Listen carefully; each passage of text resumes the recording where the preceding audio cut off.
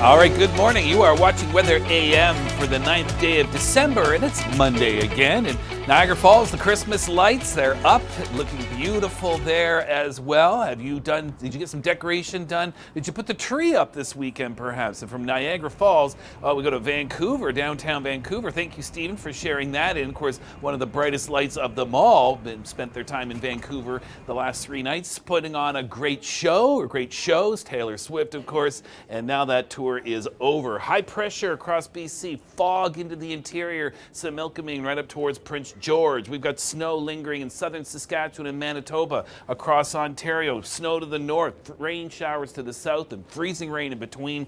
And in Newfoundland, we've got rain on the east coast, snow on the west coast, and those winds will be gradually easing.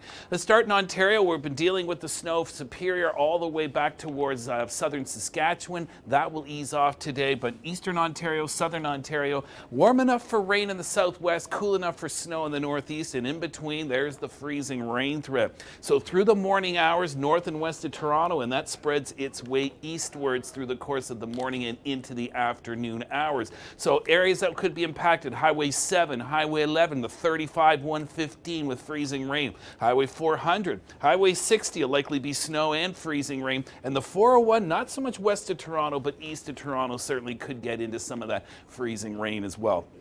Keep in mind there's also a snow threat as temperatures are a little bit cooler further north and east towards, say, Ottawa and the Valley, back towards North Bay and Sudbury. And if you get freezing rain in eastern Ontario, likely it'll occur after the snow. I'm talking about the areas not in the freezing rain warning. So I'd rather have snow first, then freezing rain, than the other way around, because then you'd have some really slippery conditions underfoot. Still another 5 centimeters to go around Thunder Bay today, less than 3 centimeters Winnipeg and westwards. You've got a big story headed your way: the cold air. But for today, it's warm in southwestern Ontario. Toronto, again, no threat of freezing rain, but north of the city, Durham and York region, that certainly could see some of that this morning.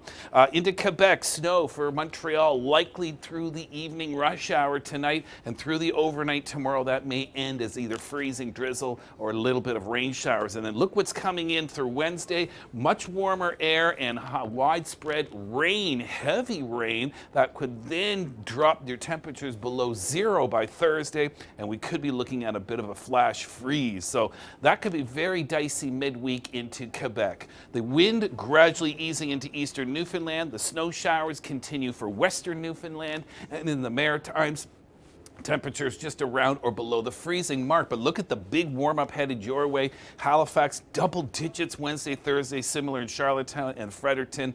That will be accompanied by rain and then a cool down by Friday.